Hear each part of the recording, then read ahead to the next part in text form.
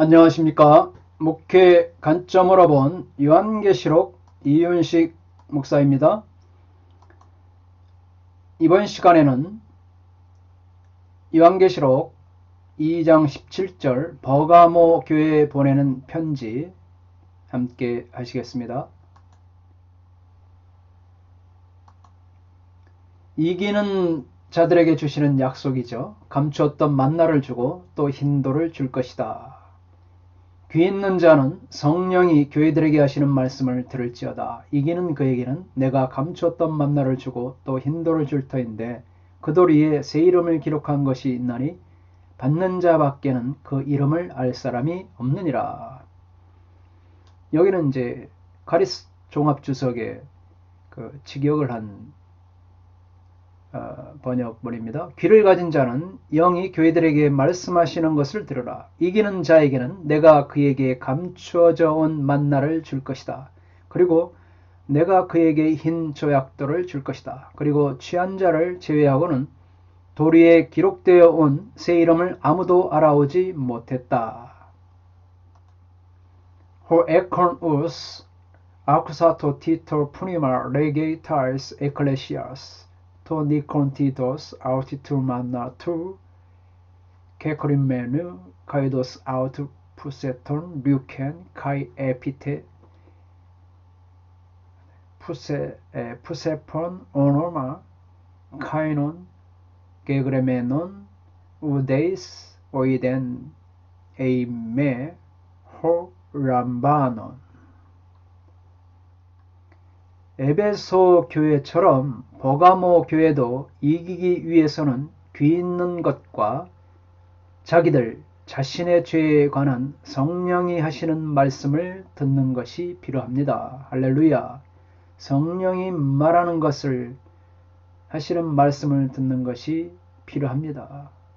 정말 필요합니다. 성령께서 무엇을 말씀하시고 성령께서 교회에 대해서 어떻게 말씀하시고 성령께서 나 개인에 대해서 무슨 말씀을 하는 것, 그 말씀을 듣는 것이 정말 필요한 줄 믿습니다.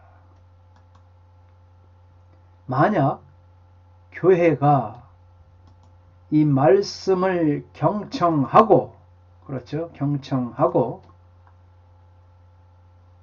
이 말씀을 경청하고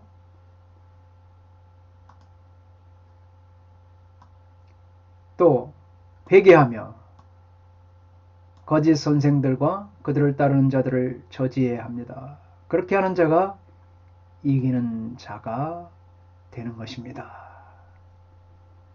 교회가 말씀들을 경청하고 회개하며 거짓 선지자들 따르는 자들을 저지하고 그렇게 하는 자가 이기는 자가 되는 것이죠.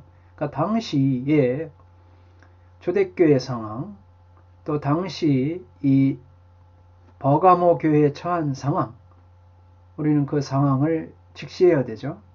극심한 우상숭배와 또 황제숭배, 그 상황에서 성령께서 우리에 대해, 교회에 대해서 무슨 말씀을 하고 계시는가, 또 그런 상황을 우리는 이겨내야 된다는 사실이죠. 이기는 자는 버가모에서 겪는 끔찍한 박해 속에서 순종과 인내로 또한 거짓 선생들을 반대하는 데 있어서 충성됨을 통하여 승리할 것입니다. 할렐루야. 이는 버가모 교회 공동체에게 주어진, 이기는 자에게 주어지는 이 종말적 약속인 것입니다. 이김의 대상은 니골라당의 가르침을 받는 것에 대해 회개하고 그런 자들을 바로잡는 일을 실천하는 것입니다. 그러면 이 감췄던 만나는 무엇인가? 단순히 만나라 하지 않고 이 감췄던 만나로 명명하고 있는가? 그래서 이 감췄던 만나가 무엇인가? To manna to 케크리메노 해서 감추었던 만나는 무엇인가? 여기서 먼저 만나를 보면 신령하고 놀랍고 영화로운 참된 양식이다. 또 예수님을 통해 받을 신령한 만나이다. 예수 그리스도 자신이다. 그리스도의 충만함, 그리스도와의 교제의 유익, 교제에 의해 제공되는 영적 힘, 어린 양의 결혼잔치, 이렇게 만나에 대해서 여러 학자들은 정의하고 있습니다. 우상의 신전에서 먹는 제물 대신에 예수님은 만나를 주신다고 약속하고 있습니다. 우상의 신전에서 먹는 제물, 신전 창기와 또 우상에 드려진 제물을 당시에 그 대신에 먹는 대신에 예수님은 만나를 주시겠다고 약속하십니다. 그래서 만나는 신약 성경에서 여기에 단 한 번 사용된 그런 말입니다. 신약 성경에서는 바로 요한복음 본문의 말씀에서 요한계시록 본문에서 단 한 번 사용됐습니다. 요한은 계시록 2장 14절에서 발람의 교훈을 언급하는데 이는 구약의 이스라엘 백성들의 발람의 시대에 실제로 만나를 먹었던 것을 추억하게 합니다. 이 감추었던 만나는 법궤 속에 보관된 만나를 담은 금 항아리를 연상시킵니다. 출애굽기 16장 32, 34절, 또 히브리서 9장 4절 말씀. 요한복음에서도 만나는 생명의 떡이요 영적인 만나이신 예수님 자신을 가리킵니다. 그래서 만나이신 예수님은 영생을 주시는, 영생을 수여하시는, 영생을 인간들에게, 우리들에게 수여하시죠. 영생을 수여하시는 생명의 떡입니다. 자, 히브리서 4장 9절 말씀을 보겠습니다. 금향로와 사면을 금으로 싼 언약궤가 있고 그 안에 만나를 담은 금 항아리와 또 아론의 쌍난 지팡이와 언약의 돌판들이 있고, 요한계시록 6장 31절에 기록된 바 하늘에서 그들에게 떡을 주어 먹게 하였다 함과 같이 우리 조상들은 광야에서 만나를 먹었나이다.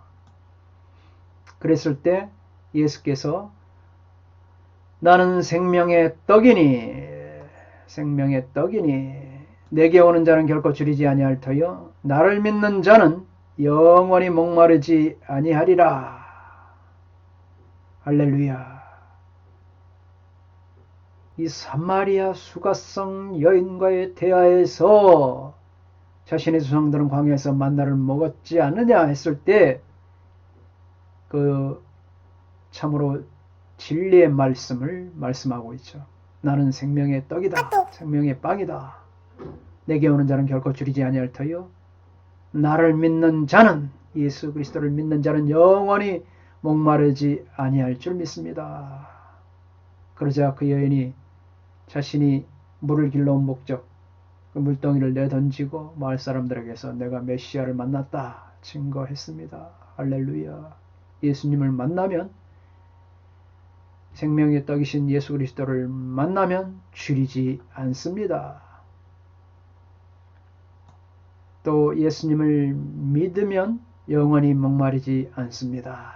먹어도 끝이 없고 마셔도 갈증을 해결할 수 없는 이 시대에 생명의 떡이요 생수이신 예수님을 먹고 마실 때에 우리는 예수님을 증거할 수 있고 예수님의 제자로의 삶을 살 수 있고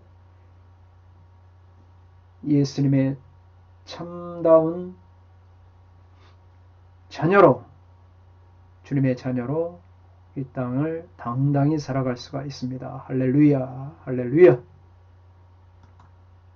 이기는 자에게는 감추었던 만나가 약속되어 있습니다. 이스라엘 백성들이 광야를 가는 동안 그들은 신비한 음식을 먹었습니다. 그 정체를 알 수 없어 만나로 명명했습니다. 만나가 만후, 이것이 무엇이냐? 이 척박한 광야, 이스라엘의 이 척박한 광야 땅에서 하나님이 만나를 내리셨는데 이것이 무엇이냐? 만후, 이것이 무엇이냐? 그 신비한 음식은 날마다 하늘에서 내렸던 것입니다. 바로 이스라엘 백성들은 이 우상의 땅에서 내리는 것을 먹지 아니하고 바로 하나님이 직접 주시는 하늘의 신령한 음식 이 만나로 살아갔던 것입니다. 랍비들의 구전에 의하면 예레미야나 이사야 선지자가 만나를 담은 법궤를 어디에 감추었다고 합니다. 그런데 그 법궤가 메시아 시대가 되면 다시 공개된다고 그렇게 전승에 내려옵니다. 구전에. 버가모 교회에서 발람의 교훈과 니골라당의 교훈을 지키는 자들이 먹었던 음식은 이 얼마나 부정한 것입니까? 우상 숭배를 위한 그 음식들을 먹고 마셨죠. 그러나 이스라엘 백성들이 먹게 될 하늘 양식, 하나님이 내려주신 그 양식, 이 감췄던 만나를 보십시오. 하나님의 백성들은 하나님이 주시는 것으로 먹고 살아갑니다. 할렐루야. 감추었던 만나는 어린 양의 혼인잔치에 온전히 먹도록 되어 있습니다. 감추었던 만나는 어린 양의 혼인잔치에서 온전히 먹게 되어 있습니다. 따라서 이것은 그리스도와의 교제, 감추었던 만나를 먹는 것은 그리스도와의 교제를 상징하고 있습니다. 만나를 감췄다고 언급하는 것은 그것이 세상이 끝날 때, 그리고 어쩌면 죽을 때 하나님의 백성에게 계시되리라는 사실을 의미하고 있습니다. 이 약속에 대한 확인할 수 있는 가시적인 증거는 전혀 없지만 이기는 자는 보이지 않는 하나님의 말씀에 소망을 두어야 되는 줄 믿습니다. 할렐루야. 할렐루야. 아멘. 아멘. 예수님은 이방 신전이 주는 일시적이고 거짓된 평안과는 다른 지속적이고 만족스러운 교제를 약속하십니다. 그러므로 이기는 자에게는 예수님께서 점점 더 계시될 것이라고 말씀하시고 있습니다. 다시 말해 예수님의 은혜와 생명이 점점 더 분명히 이기는 자의 삶에 나타날 것입니다. 할렐루야. 아멘. 황제 숭배의 압박과 자기들 속에 들어온 거짓 선생들의 유혹을 이기는 신자들에게는 종말에 주어질 이 하늘의 만나를 미리 맛보도록 지금 신령한 음식이 주어질 것입니다. 우리는 만나의 은혜를 매일 받아야 되는 거죠. 매일. 만나의 은혜는 신비의 은혜입니다. 만나의 은혜는 꿀과 같은 단 은혜입니다. 만나의 은혜는 충만한 은혜입니다. 만나의 은혜는 각자가 받는 그런 은혜입니다. 만나의 은혜는 부족함이 없는 은혜입니다. 그래서 이 만나의 은혜는 안식의 은혜라고 할 수가 있습니다.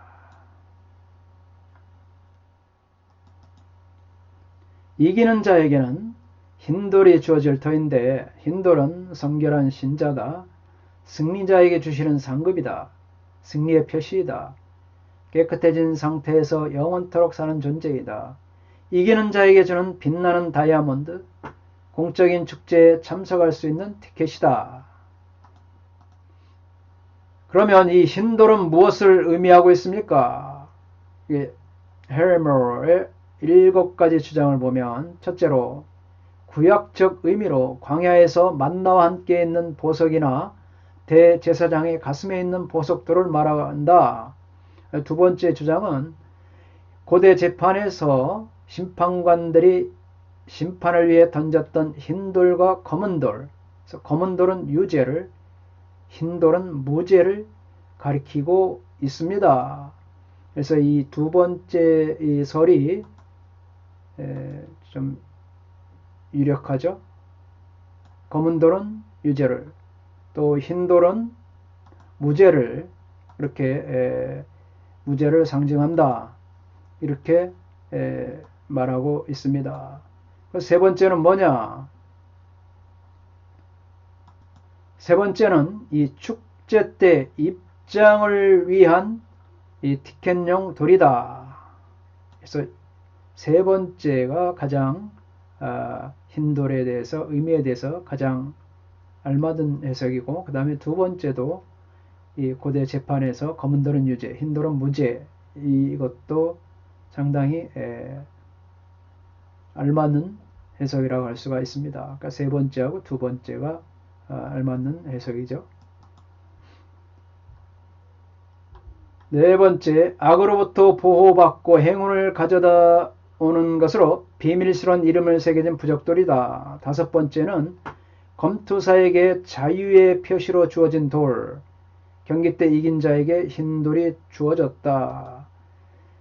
여섯 번째는 아스클레피오스의 제식에 사용된 새긴 돌이다. 그 다음에 마지막으로 버가모에서 유행했던 쉽게 닳아 없어지는 양피지 않은 대조적인 영속적으로 유지되는 돌이다. 이렇게 7가지로 흰 돌에 대해서 해석을 했습니다. 이런 주장에 대해서 학자들은 이제 견해가 나눠지죠. 그래서 세 번째, 아까 말씀드린 거, 검은 돌은 유죄, 흰 돌은 무죄. 그리고 두 번째 주장, 세 번째가 이 축제 때 입장을 위한 티켓용 돌이죠. 이것이 없으면은 입장을 할 수가 없는 거죠. 흰 돌을 갖고 있지 않으면 축제 때 입장을 할 수가 없고, 그 다음에 검은 돌은 유죄, 흰 돌은 무죄를 가리킨다.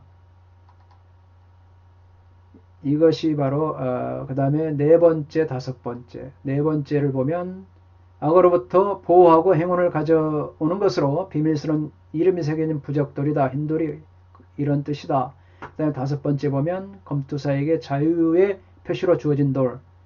그래서 이 로마 시대 때 검투사들 보면 경기 때 이긴 자들에게는 흰돌이 주어졌다. 이런 식으로 이제 그들은 이렇게 하고 있습니다.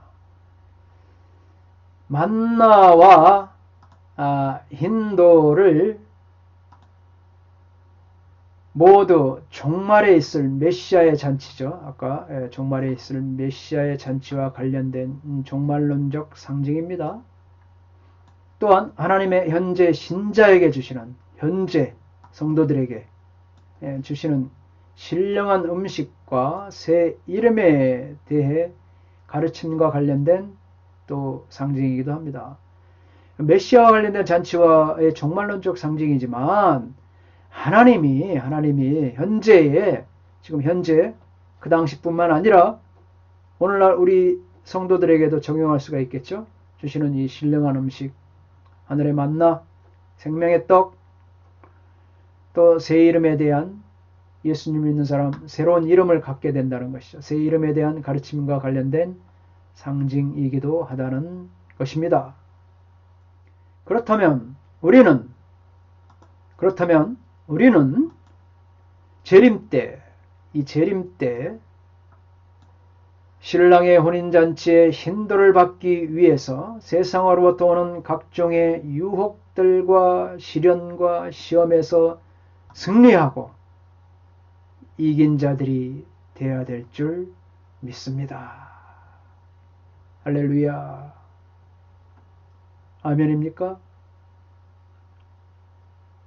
세상으로부터 오는 각종의 유혹들, 이게 얼마나 참 무섭고 떨쳐버리기 쉬운 어려운 일들입니까? 우리 세상으로부터 살아가고 있기 때문에 각종 시험과 유혹들, 시련에 이거에서 승리하기가 쉽지 않다는 거예요. 그러나 각종 유혹들과 시련과 시험에서 승리하고 이긴 자들이 되면 바로 이 재림 나팔 불고 예수님이 재림하실 때에 우리는 혼인잔치에 흰돌을 받고 축제에, 어린 양의 혼인잔치에, 축제에 비로소 초대가 되는 것이죠. 이 날을 바라보며 우리는 신앙생활을 하고 있는 것입니다. 이 땅에 살아가는 또 시련과 고난과 고통을 통해서 유혹들과 많은 시험에 있는 우리 성도님들, 목회자들 반드시 우리 이런 것들을 물리치고 승리하여 이긴 자들이 되어야 되는 줄 믿습니다. 할렐루야! 이긴 자들에게는 또 새 이름이 주어집니다. 이기는 자에게 주는 영광과 지위의 선물이다. 이긴 자들이 받을 하늘나라의 상급이다. 영화로운 명예이다. 그리스도의 새 이름이다. 이 세상 너머에 있는 영원한 구원의 보증이다. 메시아적 향연에 확실히 참석할 수 있는 자격이다. 새 이름이 바로 이렇습니다. 흰돌에는 바로 이처럼 새 이름이 새겨져 있습니다. 흰돌에 새겨진 새 이름은 그들로 하여금 영광스러운 자리에 참여할 수 있는 자격을 부여하는 것입니다. 흰돌 위의 새 이름은 이 구약에서 나온 용어입니다. 이사야 56장 5절 6절에서는 신분이 바뀌고 또 하나님과 영원한 언약 관계에 있음을 표현하고 있는 상황에서 바로 이 새 이름이 언급되었습니다. 이사야 56장 5절과 6절 말씀입니다. 내가 내 집에서 내 성 안에서 아들이나 딸보다 나은 기념물과 이름을 그들에게 주며 영원한 이름을 주어 끊어지지 아니하게 할 것이며, 이름을 주죠. 그들에게 주며 영원한 이름을 주어 끊어지지 아니하게 할 것이며, 또 6절 보면 또 여호와와 연합하여 그를 섬기며 여호와의 이름을 사랑하며 그의 종이 되며 안식일을 지켜 더럽히지 아니하며 나의 언약을 굳게 지키는 이방인마다. 하나님께서 이방인의 하나님이 되시면 이전 상황은 바뀌게 될 것입니다. 분명히 바뀌게 될 것입니다. 이스라엘은 하나님의 버림바가 되어 애통해야 하고 하나님이 그들을 죽일 것이지만 하나님의 종은 새 이름을 가질 것입니다. 이사야 65장 15절. 요한계시록에서 새 이름은 마지막 때에 하나님께서 자기 백성들과 밀접한 연합관계를 의미하고 있습니다. 요한계시록 22장 3절과 4절 말씀입니다. 신자들이 새 이름을 받는 것은 바로 이처럼 그들이 그리스도의 나라에서 그분의 주권적인 권세 아래 그분의 친밀한 마지막 때의 임재 및 능력과 완전히 동일시되고 연합되는 최후의 상을 표상합니다. 최후의 상이 바로 이 우리들에게 주어지는, 이긴 자에게 주어지는 새 이름인 것입니다. 새 이름은 바로 이 최후의 상. 이름의 동일하는 실제로 그리스도께서 자신을 사람들에게 계시하시고 사람들이 믿음으로 그리스도의 이름을 고백할 때에 시작하는 것입니다. 사랑하는 여러분, 우리는 하늘의 신령한 만나를 먹고 감추었던 흰돌을 받고 또 새 이름을 받은 하나님의 신령한 자녀들입니다. 그래서 마지막 때 오는 시련들과 유혹들, 시험을 다 물리치고 이겨서 바로 이와 같은 영광스러운 주님의 혼인잔치에 참여할 수 있는 모든 분들이 되시기를 예수님의 이름으로 축복합니다. 감사합니다. 다음 시간은 바로 이어서 2장 18절 말씀부터 또 다시 찾아뵙겠습니다. 감사합니다. 건강하십시오. 샬롬.